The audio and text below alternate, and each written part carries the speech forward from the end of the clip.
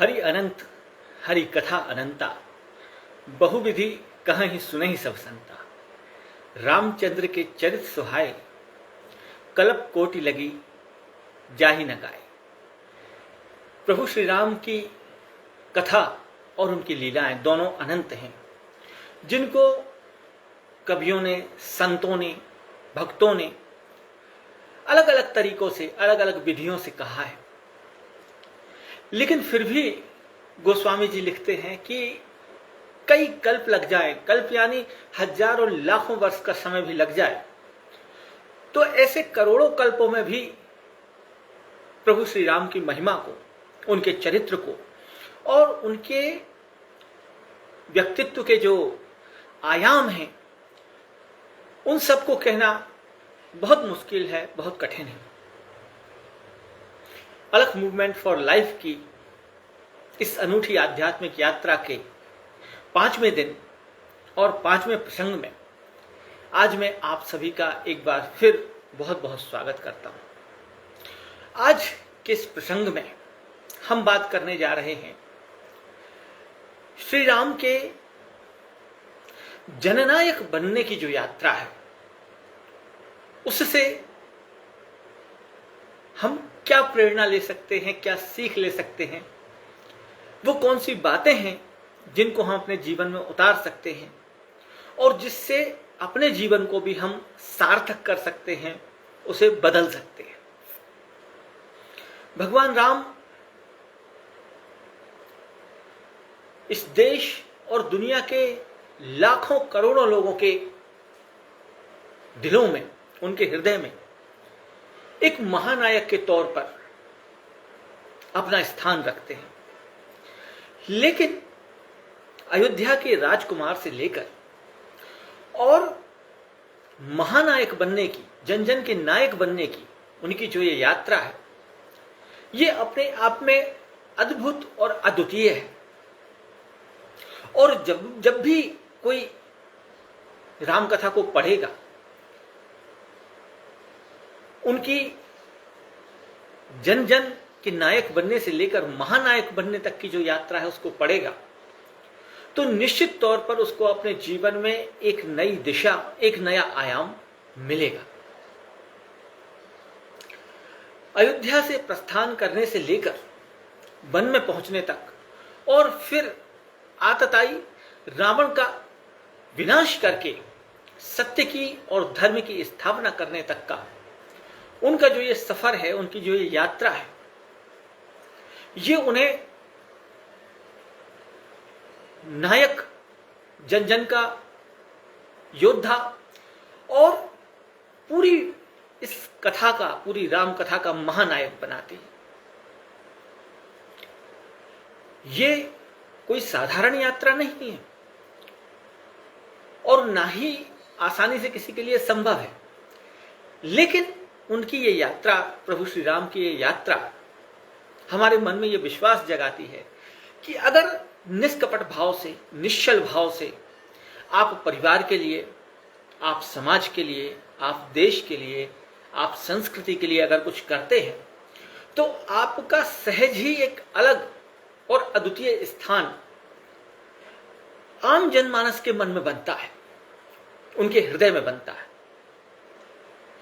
जब श्री राम को वनवास दिया गया और वो अयोध्या से निकले बन जाने के लिए, तो गोस्वामी तुलसीदास जी लिखते हैं, उस स्थिति का वर्णन करते हैं कि किस तरह से अयोध्या में हाहाकार मच गया, अयोध्या में शोक की लहर दौड़ गई।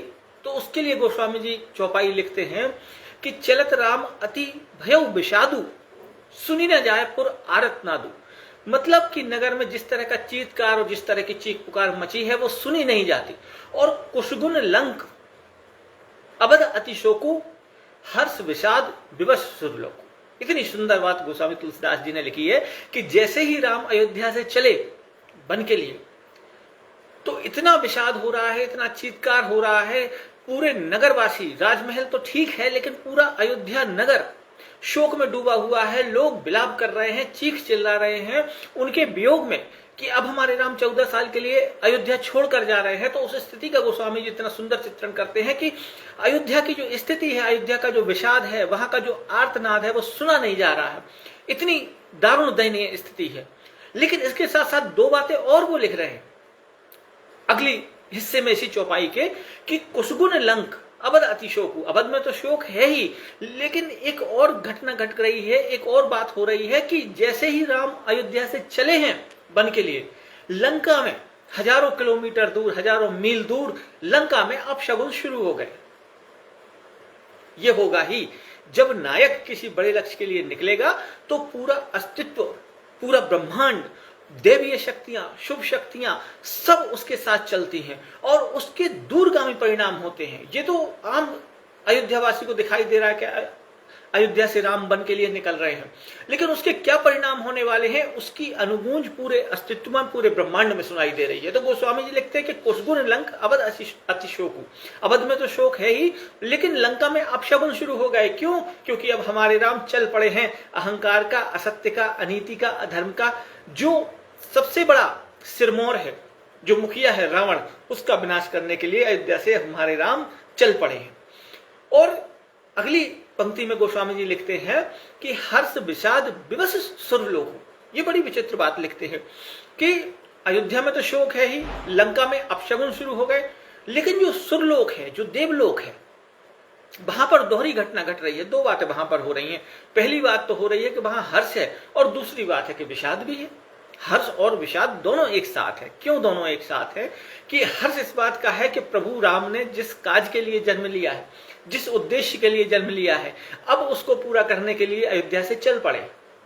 हम सब ने वो प्रसंग सुना होगा कि जैसे ही अयोध्या में भगवान राम के तिलक की तैयारियां शुरू हुई, दशरथ जी ने मन बनाया, वैसे ही देवताओं ने जाकर देवी सरस्वती से कहा कि वो कुछ करें, क्योंकि अगर भगवान राम का राज तिलक हो गया तो फिर वो वन कैसे जाएंगे, और रावण का वध कैसे होगा, राक्षसों का संहार कैसे होगा।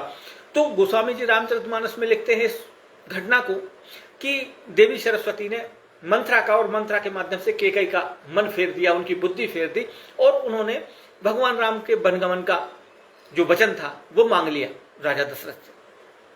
अपने वचन में यह मांग लिया कि राम को 14 वर्ष का वनवास दे दिया जाए।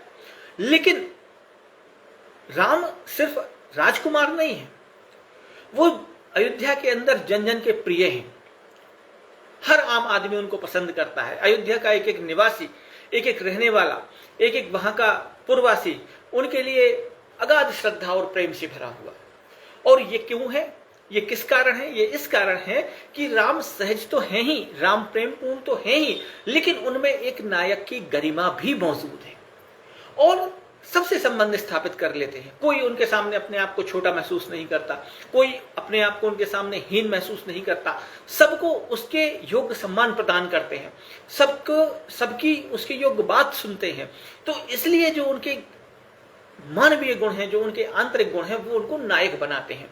और यही वजह है कि जब वो वन के लिए निकलते हैं तो अयोध्या में जो विषाद है, जो दुख है, जो परिताप है, वो तो है ही, लेकिन उसके साथ साथ अयोध्या के हजारों लोग उनके साथ चल पड़ते हैं बन जाने के लिए। ये अपने आप में बड़ी अद्भुत घटना है। ऐसा कोई दूसरा उदाहरण पूरी विश्व संस्कृति में आपको कहीं दूसरा नहीं मिलेगा कि अयोध्या से जब बन के लिए राम चलते हैं तो राम अकेले नहीं चले हैं, राम तो सबको समझा रहे हैं, राम सबसे विनती कर रहे हैं कि आप लोग लौट जाइए, लेकिन फिर भी लोग उनके साथ चलने के लिए तैयार हैं। जब इस प्रसंग को मैं रामचरितमानस में पढ़ता हूं, रामायण में पढ़ता हूं, रामकथा में अध्ययन करता हूं, तो मुझे आज के नायक याद आ जाते हैं। आज कितनी विचित्र स्थिति है। हर गांव, हर शहर में आपको जननायक, महानायक के बड़े बड़े पोस्टर, बैनर लगे मिल जाएंगे, लेकिन जनता के बीच में अगर उनकी छवि पता करने जाएं तो बड़ी मुश्किल खड़ी हो जाएगी। आज जो हमारे नेता हैं, आज जो हमारे नायक हैं, जो अपने आप को स्वयंभू जननायक कहते हैं, जो अपने आप को स्वयंभू देश का, प्रदेश का, पता नहीं कहां कहां का नेता बताते हैं, लेकिन बड़े मजे की बात है कि जब उनको भीड़ चाहिए तो भीड़ पैसे देके बुलानी पड़ती है, भीड़ कहीं से आयात करनी पड़ती है, भीड़ कहीं से जुगाड़ करनी पड़ती है। ये किस तरह के नायक हैं समझना बड़ा मुश्किल है। लेकिन आज हमारे पास ऐसे ही नायक बचे हैं और दूसरी तरफ हमारे राम कथा के महानायक हैं। कि किसी को कहना नहीं पड़ता, लोग अपना काम धाम छोड़ के, गोस्वामी जी लिखते हैं उस स्थिति का वर्णन जब रामचरितमानस में करते हैं कि जैसे जिसको जिसको पता चलता है कि राम वन की तरफ जा रहे, हर व्यक्ति अपना काम छोड़ के, क्या स्त्री क्या पुरुष, सब अपना काम घर परिवार सब छोड़ के राम के पीछे लग लिए हैं और सब उनसे एक ही प्रार्थना कर रहे हैं कि वो न जाए, या अगर वो जाए तो फिर हम भी उनके साथ ही जाएंगे, क्योंकि जहां हमारे राम है वहीं हमारी अयोध्या है। हमें अयोध्या से क्या लेना देना, हमें अवध से क्या लेना देना, जहां हमारे राम जाएंगे वहीं हम भी उनके साथ जाएंगे। तो अयोध्या के सैकड़ों हजारों लोग उनके पीछे पीछे चल पड़े। और जब वो माता कौशल्या से विदा मांगने गए तो माता कौशल्या जब अपनी भावनाओं को उनके सामने व्यक्त करती हैं, उनको आशीर्वाद भी देती हैं, उनको सब तरह से दुआएं भी देती हैं, उनको जो है उनका वनवास सफल उसकी प्रार्थना भी परमात्मा से करती हैं। और उसके साथ साथ एक बहुत अद्भुत बात वो कहती हैं जिसको गोस्वामी जी लिखते हैं रामचरितमानस के अंदर। माता कौशल्या भगवान राम से कहती हैं कि बड़ भागी बन अवध अभागी, जो रघुवंश तिलक तुम त्यागे। बहुत बड़भागी है वो वन जहां तुम जा रहे हो, और ये अवध अभागा है जिसका राज तिलक तुमने त्याग दिया है। निश्चित तौर पर, क्योंकि जब राम 14 साल के लिए वन चले गए तो अयोध्या की स्थिति एक वीरान शहर की तरह हो गई। न वहां कोई उत्सव मनाए गए, न वहां कोई मंगल काज हुए, न वहां कोई शुभता रही, न वहां कोई समृद्धि रही, न कोई संपत्ति रही। जब राम के साथ जगत जननी सीता मां लक्ष्मी स्वयं नगर छोड़कर जाती हूं तो उस नगर की बदकिस्मती की, उस नगर की बुरी स्थिति की, दुर्दशा की कल्पना हम आसानी से कर सकते हैं। और कहते हैं कि 14 साल अयोध्या के लोगों ने कोई उत्सव नहीं मनाया, कोई त्योहार अयोध्या में नहीं मनाया गया। जब 14 साल के बाद राम लौटकर आए, अपना वनवास पूरा करके जब राम लौटकर आए, तब अयोध्या के लोगों ने पहली बार उत्सव मनाया। और उस उत्सव को हम आज तक मनाते चले आ रहे हैं दिवाली के रूप में। तब घर घर घी के दिए जलाए गए, तब घर घर रंगोलियां सजाई गई, तब घर घर आनंद उत्सव हुआ। और उस उत्सव को आज भी हजारों लाखों साल बाद भी हम दीपावली के रूप में मनाते हैं। लेकिन उनकी जो नायकत्व की बात जो मैं यहां पर कर रहा हूं आज इस प्रसंग में, इस लोकप्रियता से हम अंदाजा लगा सकते हैं कि हजारों लोग उनके पीछे पीछे जाते हैं। और स्थिति यह हो जाती है कि तमसा नदी के तीर पर, किनारे पर उन्होंने पहले दिन का विश्राम लिया जब वो वनवास के लिए निकले। तो जब सारे लोग उनको छोड़ने को तैयार नहीं थे, सब पूर्ववासी भी उनके साथ ही थे, तो वो वहीं सब सो गए। तो आधी रात के समय श्री राम ने सुमंत जी को जगाया जो उनके साथ रथ लेकर गए हुए थे, और उनसे कहा कि इसके पहले के सारे लोग उठ जाएं, आप चुपचाप इस तरह से यहां से रथ चलाएं कि हम दूर निकल जाएं यहां से, क्योंकि अगर ये लोग जाग गए तो ये मुझे जाने नहीं देंगे या मेरे पीछे पीछे चलेंगे, और दोनों ही स्थिति में मुझे दुख होगा। और मैं नहीं चाहता कि मेरे कारण अयोध्या के लोग परेशान हो, अयोध्या के पूर्ववासी परेशान हो, तो आप चुपचाप यहां से चलिए। तो लोकप्रियता का ये स्तर कि पूर्ववासियों को सोता छोड़ करके भगवान राम को सीता जी और लक्ष्मण जी के साथ वहां से सुमंत जी के साथ रथ पर आगे निकलना पड़ा चुपचाप, कि ताकि लोग उनके पीछे न लगें। और जब लोग उठते हैं तो गोस्वामी जी ने उसका भी उल्लेख किया है रामचरितमानस के अंदर कि जब लोग उठते हैं तो चारों तरफ राम को ढूंढ रहे हैं, उनका नाम पुकार रहे हैं। ये उनके गुणों के कारण उनकी लोकप्रियता का स्तर है। और इसके बाद जब वो वहां से उनकी यात्रा आगे जाती है, चाहे वो मंदाकिनी के तट पर पहुंचे, चाहे वो प्रयाग में पहुंचे, गंगा के तट पर पहुंचे, जैसे जैसे वो आगे बढ़ते चले जाते हैं वैसे वैसे उनका नायकत्व प्रकट होता है और गरिमा से भरता है। वन में जाते हैं वहां कोल, भील, किरार, जो भी वनवासी जाति हैं सबसे आत्मीयता से मिलते हैं, ठीक वैसे ही मिलते हैं जैसे कि वो उनके स्वजन हैं, जैसे कि वो उनके अपने हैं, जैसे वो उनके लक्ष्मण और भरत की तरह प्रिय लोग हैं, प्रिय भाई हैं, इसी तरह उनसे मिलते हैं। और ये उनका प्रेम जो है वो हर किसी को बांध लेता है। हर कोई उनका जो है सेवक हो जाना चाहता है, भक्त हो जाना चाहता है, संगी हो जाना चाहता है। तो जो भी लोग वन के मार्ग में उनको मिलते हैं वो सब उनके प्रेम के बस हो जाते हैं। एक तरफ जहां वो पूरे देश में भ्रमण करके जंगलों के रास्ते, वनों में जाके पूरी वनवासी जातियों को एकजुट करने का काम करते हैं, एकत्र करने का काम करते हैं, राजा होने के नाते उनकी रक्षा करने का भी काम करते हैं। दूसरी तरफ संतों के आश्रम में भी जाते हैं, संतों की भी सेवा करते हैं, उनसे मिलते हैं, उनसे संपर्क करते हैं। तमाम संतों के आश्रम में जाने का उल्लेख श्री रामचरितमानस में है। अलग अलग संतों के आश्रम में वो गए हैं, भरद्वाज मुनि से भी मिलते हैं, अन्य मुनियों से भी मिलते हैं और उनकी सुरक्षा भी करते हैं, उनके साथ जो है समय भी बिताते हैं, ज्ञान की चर्चा होती है, ज्ञान का आदान प्रदान होता है, उनसे आध्यात्मिक जो ऊर्जा और आध्यात्मिक ज्ञान मिलता है उसको भी वो सादर विनम्रता के साथ ग्रहण करते हैं। और जैसे जैसे उनकी यात्रा आगे बढ़ती जाती है, फिर चाहे माता सबरी से उनका मिलना हो तो उनसे भी पुत्रवत ही मिलते हैं, उनसे भी कहीं भी ये नहीं है कि वो कोई पराई हैं या कोई दूसरी हैं, उनसे ठीक वैसे ही मिलते हैं जैसे कि माता कौशल्या से मिलते हैं। और तब सबरी प्रेम बस उनको अपने झूठे बेर खिलाती हैं, एक एक बेर को चक्कर खिलाती हैं और उतने ही प्रेम से राम बेर खाते हैं। और ये जो उनके गुण हैं, निर्भयता जो उनके अंदर है, वीरता जो उनके अंदर है, त्याग जो उनके अंदर है, विनम्रता जो उनके अंदर है, ये असल में नायक के गुण हैं। आज आधुनिक समाज में हम हजारों रुपए खर्च कर रहे हैं अपने बच्चों को लीडरशिप सिखाने के। लीडरशिप सिखाई जाती है, लाइफ मैनेजमेंट जो है या मैनेजमेंट की जो शिक्षा दीक्षा है उसमें एक लीडरशिप सिखाई जाती है कि लीडर में क्या क्या गुण होने चाहिए, नेता में क्या क्या गुण होने चाहिए, किस तरह से उसको व्यवहार करना चाहिए, किस तरह से उसकी कार्यशैली होनी चाहिए, किस तरह से उसका चीजों को देखने का ढंग होना चाहिए, किस तरह से समस्याओं को काउंटर करने का उसका विल पावर होना चाहिए। ये सारी चीजें आज हम मैनेजमेंट के माध्यम से, लीडरशिप मैनेजमेंट के माध्यम से अपने बच्चों को सिखा रहे हैं। लेकिन मैं आपसे कहना चाहूंगा कि अगर वो सिर्फ राम कथा पढ़ ले तो लीडरशिप के सारे गुण उनके अंदर आ जाएंगे, क्योंकि वो सारे गुण, बल्कि उससे ज्यादा जो आज हमारे बच्चे सीख रहे हैं, उससे ज्यादा गुण हमारे जननायक, हमारे महानायक राम के अंदर मौजूद है। और पूरी कथा में उनका यह नायकत्व दिखता है, लेकिन बड़ी विनम्रता के साथ। हमारे साथ तो ये दिक्कत है कि अगर कोई गुण हमारे साथ गलती से आ भी जाए हमारे अंदर, तो वो हमारे अंदर अहंकार का रूप ले लेता है। लेकिन राम की विशेषता यह है कि उनके अंदर सारे गुण समाहित हैं। एक नायक के, एक सुपर लीडर के सारे गुण उनके अंदर समाहित हैं, और उसके बाद भी उच्च कोटि की विनम्रता है। जिससे भी मिलते हैं उसको पहले महत्व देते हैं, उसको पहले स्थान देते हैं, उसको पहले सम्मान देते हैं। शबरी से मिलना होता है, सुग्रीव से मिलना होता है, विभीषण से मिलना होता है, उसके पहले हनुमान जी के साथ भी उनकी भेंट होती है, लेकिन सबको वो अपने प्रेम बस कर लेते हैं, अपने गुणों के कारण, अपनी विनम्रता के कारण।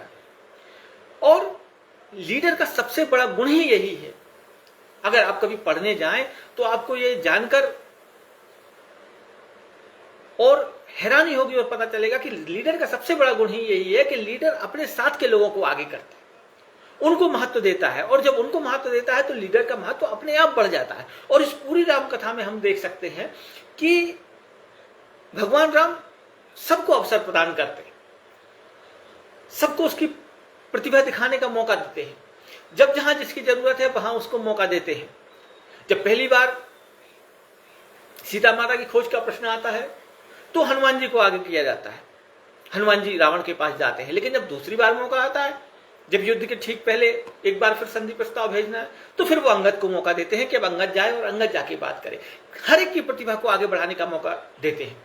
ये लीडर का सबसे बड़ा गुण होता है। जहां लक्ष्मण जी की जरूरत है वहां लक्ष्मण जी को मौका देते हैं, जहां सीता जी की भूमिका की जरूरत है वहां सीता जी को अवसर देते हैं। और छोटे से लेकर बड़े तक हर एक को वो एक समदृष्टि से, एक समभाव से और एक समभावना से जीवन में आगे ले जाने के लिए प्रेरित करते हैं। अपने कार्यों से तो वो प्रेरित करते ही हैं, लेकिन उनको अवसर देकर उनकी प्रतिभा को भी आगे बढ़ाने का काम वो करते हैं। असल में नायक के लिए संघर्ष की भावना बहुत महत्वपूर्ण होती है। जब हम कल के प्रसंग में संघर्ष की बात कर रहे थे, तब मैंने भगवान श्री राम के संघर्ष से जुड़े आयामों पर आपसे चर्चा की थी। लेकिन आज उससे एक कदम जाकर आगे जाकर मैं आपसे ये कहना चाहूंगा कि अपने लिए थोड़ा बहुत संघर्ष तो हम सब कर लेते हैं अपने जीवन में, लेकिन आपका संघर्ष तब बहुत ज्यादा महत्वपूर्ण हो जाता है, तब बहुत ज्यादा अहम हो जाता है और बहुत ज्यादा सम्माननीय हो जाता है, जब वो संघर्ष सिर्फ अपने और परिवार के लिए सीमित न होके अपने समाज के लिए, अपने धर्म के लिए, अपनी संस्कृति के लिए, अपने देश के लिए, जब इन चीजों के लिए आपका संघर्ष होता है तो वो साधारण संघर्ष से ऊपर उठ जाता है और वो कई प्रकार से सम्मानित हो जाता है, क्योंकि उसमें विश्व कल्याण की भावना, बहुजन हिताय बहुजन सुखाय की भावना होती है, सबके हित की भावना होती है, पूरी मानवता, पूरे जगत, पूरे ब्रह्मांड के कल्याण की भावना होती है। तो भगवान राम का संघर्ष इसीलिए आदरणीय हो जाता है कि वो अपने निजी स्वार्थों के लिए नहीं लड़ रहे हैं, वो अपनी निजी महत्वाकांक्षाओं के लिए कोई काम नहीं कर रहे हैं, वो जब काम कर रहे हैं तो पूरे जगत के कल्याण के लिए कर रहे हैं, वो जब काम कर रहे हैं तो पूरी मानव जाति के लिए कल्याण कर रहे हैं। और जब व्यक्ति संघर्ष करता है, संघर्ष चूंकि हमारे जीवन का सबसे महत्वपूर्ण अंग है और हमारे व्यक्तित्व का सबसे महत्वपूर्ण अंग है, और जब व्यक्ति संघर्ष करता है तभी वो नायकत्व की ओर अग्रसर होता है, तभी वो नायक बनने की ओर बढ़ता है। मुझे एक छोटी सी घटना याद आती है 1969 में, जब सबसे पहली बार आदमी के कदम चांद पर पड़े। हम सभी जानते हैं कि नील आर्मस्ट्रॉन्ग चांद पर गया, लेकिन नील आर्मस्ट्रॉन्ग के साथ 2 लोग और भी गए थे, माइकल कॉलिंस और बज एल्ड्रिन। ये 3 लोग गए थे, दिन में से 2 लोग चांद पर उतरे थे, एक व्यक्ति ऊपर ही रहा था। घटना मुझे ये याद आती है कि ये बहुत ऐतिहासिक मोड़ था पूरी मानव जाति के लिए। पहली बार चंद्रमा पर आदमी के कदम पड़े थे और इंसान ने एक बहुत बड़ी उपलब्धि हासिल की थी। मनुष्यता ने एक बहुत बड़ा कदम रखा था स्पेस जर्नी के लिए, अंतरिक्ष के सफर के लिए। उस समय घटना यह हुई कि जब उनका पूरा काम हो चुका चंद्रमा पर और वापस लौटने को थे, तो कहते हैं कि जिस लैंडर से उनको अपने यान तक पहुंचना था, जब वापस आने को हुए तो उसका जो ऑन ऑफ करने वाला स्विच था वो टूट गया। ये बहुत गंभीर समस्या थी क्योंकि उस जगह पे कोई भी उनकी मदद नहीं कर सकता था, और जब तक वो स्विच ऑन नहीं होता, लैंडर काम नहीं करता, तो वो यान तक नहीं पहुंच सकते थे, और यान तक नहीं पहुंचते तो धरती तक वापस नहीं लौट सकते थे। और एक छोटी सी समस्या के कारण पूरा इतना बड़ा अभियान फेल होने की कगार पर था, असफल होने की कगार पर था। लेकिन उस समय नील आर्मस्ट्रॉन्ग और माइकल कॉलिंस ने हिम्मत नहीं हारी।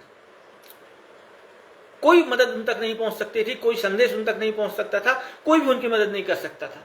तभी माइकल कॉलिंस को एक आइडिया आया, और वो जो एक स्पेस पेन अपने साथ लेकर गए थे वो उन्होंने निकाला और उसको उस स्विच के अंदर डाला, और किसी तरह से संयोग ने भी उनका, किस्मत ने भी उनका साथ दिया कि वो पेन से वो स्विच जो है ऑन हो गया। वो पेन आज भी अमेरिका के संग्रहालय में रखा हुआ है, जिससे पूरा अभियान फेल होते होते बचा था।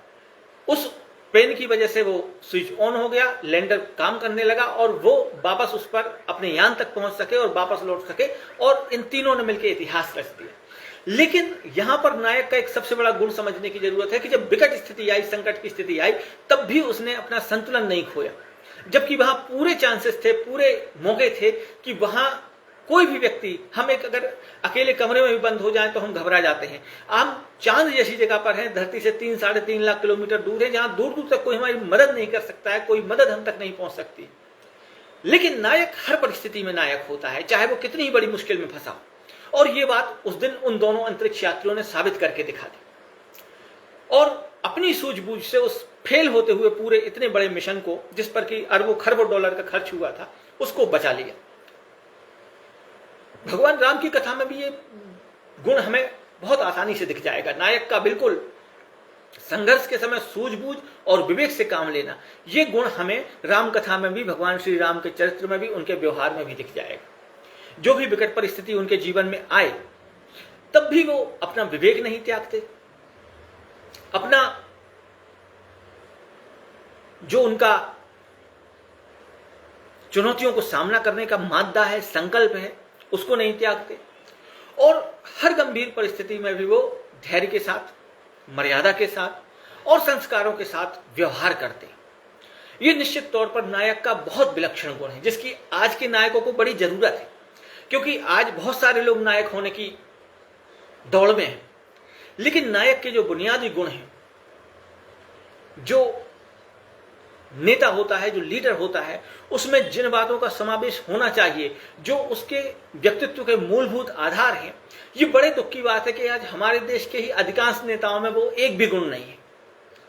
महत्वाकांक्षा सबकी जननेता बनने की है, महत्वाकांक्षा सबकी बहुत बड़ा लीडर बनने की है, जनता के हृदय में स्थान पाने की है, लेकिन उन गुणों की तरफ कोई भी ध्यान नहीं है जो वास्तव में एक लीडर को लीडर बनाते हैं, एक नेता को नेता बनाते हैं, जननायक बनाते हैं। आज लाखों करोड़ों रुपए खर्च करके लोगों को अपना प्रचार प्रसार करना पड़ता है, लोगों को, आम जन को बताना पड़ता है कि हम नेता हैं। एक तरफ आप भगवान राम का चरित्र देखिए, उनका जीवन देखिए कि करोड़ों करोड़ों लोगों के हृदय के आज भी वो नायक हैं, सम्राट हैं, भगवान हैं, ईश्वर हैं, और पढ़ा लिखा, अनपढ़, संत, भक्त, हर तबके का व्यक्ति उन्हें सम्मान की दृष्टि से देखता है, उनका आदर करता है और उनके इस चरित्र को, उनकी इस गाथा को, उनकी इस कथा को पूरे सम्मान और आदर के साथ पढ़ता है। क्यों? क्योंकि जो बुनियादी गुण उनके जीवन में थे, एक साधारण होते हुए आज हम सबके और हमारे आपके जैसे करोड़ों अरबों मनुष्यों के हृदयों में, उनके दिलों में ये ज्योति जलाने का काम भगवान श्री राम ने आज से लाखों करोड़ों साल पहले किया कि साधारण मनुष्य के शरीर में रहते हुए और मनुष्य की तरह ही व्यवहार करते हुए, मनुष्य की तरह ही मुसीबतों का, चुनौतियों का, मुश्किलों का सामना करते हुए भी दुनिया के सबसे बड़े आतताई, दुनिया के सबसे बड़े आतंकवादी, दुनिया के सबसे बड़े अधर्मी व्यक्ति को भी, जिसके पास सोने की ही लंका क्यों ना हो, उसको भी पराजित किया जा सकता है। ये सबसे बड़ा संदेश, ये सबसे बड़ा उदाहरण जो उन्होंने देने का काम किया है। राम अकेले नायक हैं, राम पहले नायक हैं इस देश के, इस आर्यवर्त के, जिन्होंने आसुरी शक्तियों के खिलाफ, आतताई शक्तियों के खिलाफ आम जनमानस को न सिर्फ संगठित करने का काम किया, एकजुट करने का काम किया, बल्कि उनके हृदय में ये विश्वास भी जगाया कि हम अपने पास जो उपलब्ध संसाधन है, सीमित संसाधन है, सीमित व्यवस्थाएं हैं, उनमें भी हम बड़े से बड़े युद्ध को, बड़ी से बड़ी लड़ाई को जीत सकते हैं अगर हमारा उद्देश्य सही है, अगर हम धर्म के रास्ते पर हैं, अगर हम नीति और सत्य के मार्ग पर चल रहे हैं, तो हम बड़े से बड़े और ताकतवर से ताकतवर शत्रु को भी बिल्कुल साधारण संसाधनों से हरा सकते हैं। ये सबसे बड़ा उदाहरण उन्होंने प्रस्तुत किया। राम स्वयं अपने आप में विष्णु के अवतार हैं, स्वयं सर्वशक्तिमान है। इसके अलावा पूरे ब्रह्मांड की जो शुभ शक्तियां हैं वो उनके संकल्प को पूरा करने के लिए हर समय उनके पास मौजूद है, हर समय उनका सहयोग करने के लिए तैयार है। लेकिन राम किसी की सहायता नहीं लेते, किसी की भी मदद नहीं लेते, किसी का भी उपकार नहीं लेते। अपने बलबूते पे अपना संघर्ष करते हैं, अपने बलबूते पे अपनी लड़ाई लड़ते हैं और अपने ही संकल्प और अपने ही बलबूते पर वो अपने पूरे संघर्ष को जीतते हैं। ये नायक का एक और बड़ा गुण होता है कि वो भरोसा सदैव अपने पे रखता है, कभी भी दूसरे पर नहीं रखता। भले ही वो सुरक्षित हो, असुरक्षित हो, किसी भी परिस्थिति में हो, लेकिन वो दूसरे की मदद लेने की जगह दूसरे की मदद करने में यकीन करता है, दूसरे की मदद कभी नहीं लेता। वो खुद को इतना सक्षम बनाता है, वो खुद को इतना ताकतवर बनाता है, वो खुद को इतना योग्य बनाता है कि उसे किसी की मदद की जरूरत ना पड़े। भगवान महावीर के जीवन का एक बड़ा सुंदर प्रसंग है जो इस जगह पर मौजूद है और आपके साथ में बांटना चाहूंगा। उनके जीवन में एक कथा आती है कि जब महावीर साधना कर रहे थे तो वो एक गांव के बाहर जंगली क्षेत्र में एक पेड़ के नीचे खड़े हुए हैं और मौन धारण किए हुए हैं और अपनी साधना कर रहे हैं। किसी से कुछ बोलते नहीं, चुपचाप खड़े हुए हैं, अपनी साधना कर रहे हैं। तभी वहां पर एक जो गाय चराने वाला व्यक्ति है वो आ जाता है। उसको कुछ जरूरी काम है और उसको लौटकर गांव तक जाना है। वो देखता है कि एक आदमी पेड़ के पास खड़ा हुआ है, कुछ कर भी नहीं रहा है, उसकी नजर में कुछ भी नहीं कर रहा है, जबकि महावीर तो साधना कर रहे हैं, उसकी नजर में कुछ भी नहीं कर रहा है। तो उसने उनसे जाके कहा कि मुझे कुछ काम आ गया है, मैं थोड़ा सा गांव तक जा रहा हूं, अपने घर तक जा रहा हूं, तब तक इन गायों की थोड़ी सी देखभाल करना, देखरेख करना, मैं कुछ ही देर में लौट के आ जाऊंगा और अपनी गायें वापस ले लूंगा। महावीर हाँ भी नहीं कहते, ना भी नहीं कहते, क्योंकि वो तो साधना में वो है ही नहीं वहां मौजूद, वो तो अंदर सरक चुके हैं, समाधि की स्थिति में है। वो इतना कहकर चला जाता है गांव की तरफ, वो चरवाहा। और महावीर तो चूंकि मौन खड़े हुए हैं, बोलते भी नहीं, कुछ भी नहीं करते, वो अपनी साधना में रत है। जब वो थोड़ी देर बाद लौट के आता है तो देखता है कि सारी गायें, जानवर एक जगह कहाँ रुकने वाले हैं, वो जब तक आगे निकल गए हैं, यहाँ वहां हो गए, सब तितर बितर हो गए हैं। जब वो व्यक्ति लौट के आता है, देखता है वहां पे कोई भी गाय मौजूद नहीं है, एक भी जानवर नहीं, सब जंगलों में अंदर घुस गए हैं, चले गए हैं, चरने लगे हैं। तो उस व्यक्ति को बड़ा गुस्सा आता है, वो पहचानता नहीं है कि महावीर है, उसको बड़ा गुस्सा आता है। उसको लगता है कि ये आदमी तो बड़ा बेईमान है, मैंने इसको कहा भी कि मेरी गायों की देखभाल करना, लेकिन इसने हाँ भी नहीं कहा, ना भी नहीं कहा, कुछ बोला नहीं, या तो उसी समय कह देता कि नहीं मैं नहीं कर सकता हूं, और अब इसकी लापरवाही की वजह से देखो मेरी सारी गायें वो हो गई।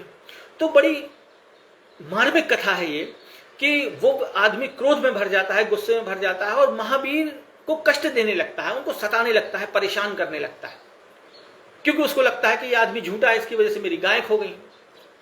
तो जब वो व्यक्ति उस महावीर को सताने लगता है, उनको तंग करने लगता है, तो जैन शास्त्रों में कथा यह है कि इंद्र के आने की कथा है, और इंद्र आकर महावीर से कहते हैं कि यह व्यक्ति आपको नाहक ही परेशान कर रहा है, आपको कष्ट दे रहा है, परेशानी खड़ी कर रहा है आपके लिए, तो अगर आप कहें तो मैं आपकी सुरक्षा का कोई उपाय करूं।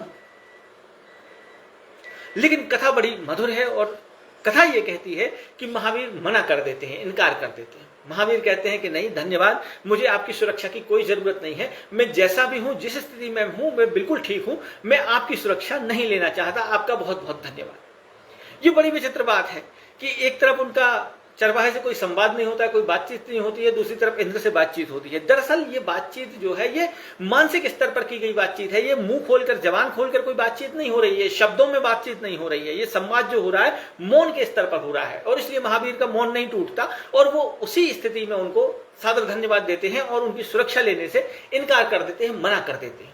इंद्र असल में शुभ शक्तियों के प्रतीक हैं, देव शक्तियों के प्रतीक हैं, और जब वो देखते हैं कि सत्पुरुष पर, एक संत पुरुष पर अगर कोई अत्याचार हो रहा है, कोई उनके साथ गलत हो रहा है, तो वो उसकी सुरक्षा के लिए उपाय करते हैं। लेकिन जो असली नायक होता है वो ऐसे उपायों में भी, किसी दूसरे से सुरक्षा लेने में भी भरोसा नहीं करता, क्योंकि वो अपने आप में समर्थ है, अपने आप में सक्षम है, अपने आप में योग्य है, और उसको किसी की सुरक्षा की जरूरत नहीं है। ठीक यही स्थिति हमें राम कथा में भी देखने को मिलती है। राम इतने कष्टों से गुजर रहे हैं, पूरा ब्रह्मांड उनकी मदद करने के लिए तैयार है, सब उनके सहयोग के लिए तैयार है, पूरी शुभ शक्तियां उनके लिए मदद करने के लिए तैयार है, लेकिन राम किसी की सहायता नहीं लेते, राम किसी की मदद नहीं लेते, राम किसी की सुरक्षा नहीं लेते, बल्कि खुद ही अपने जीवन के संघर्ष को आगे बढ़ाते। और उस यात्रा में जो भी बाधाएं आती हैं, जो भी कष्ट आते हैं, जो भी परेशानियां आती हैं, जो भी मुश्किलें आती हैं, जो भी चुनौतियां आती हैं, उन सब का सामना वो खुद एक साधारण मनुष्य की तरह करते हैं, और उसी स्थिति में जाकर धर्म का युद्ध भी करते हैं, और युद्ध में धर्म को विजय भी दिलाते हैं, सत्य की भी स्थापना करते हैं, धर्म की भी स्थापना करते हैं।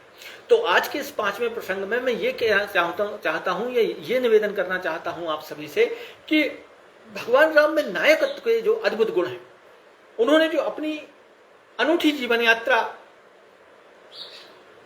लोगों के हृदयों को जोड़कर पूरी की, उसके कारण वो जन जन के नायक बने, जन जन के ईश्वर बने, जन जन के महानायक बने, उनके हृदय के सम्राट बने।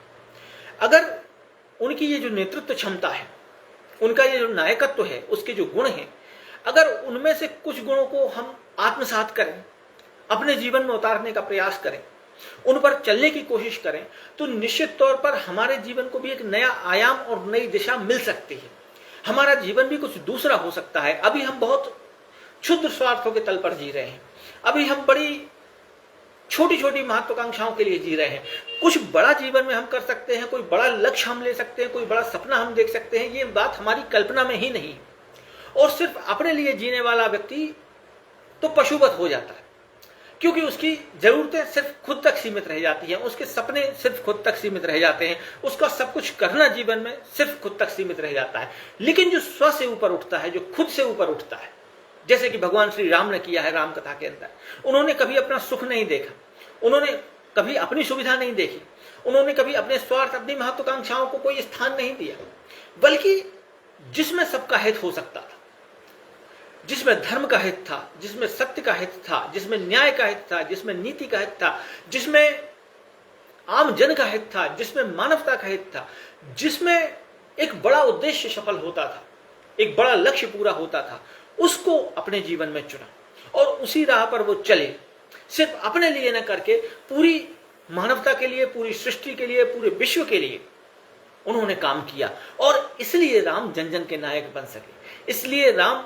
हर हृदय के लिए पूज्य बन सके, हर व्यक्ति के लिए आदरणीय बन सके। और आज उनकी कथा को हजारों लाखों सालों से कहा जा रहा है और आगे भी हजारों लाखों सालों तक कहा जाता रहेगा, क्योंकि ये अद्भुत कथा है, अनूठी कथा है। इसमें एक सफल जीवन का सूत्र आपको हमेशा मिलेगा। जब भी आप राम कथा के प्रसंगों का अध्ययन करेंगे, जब भी आप भगवान राम के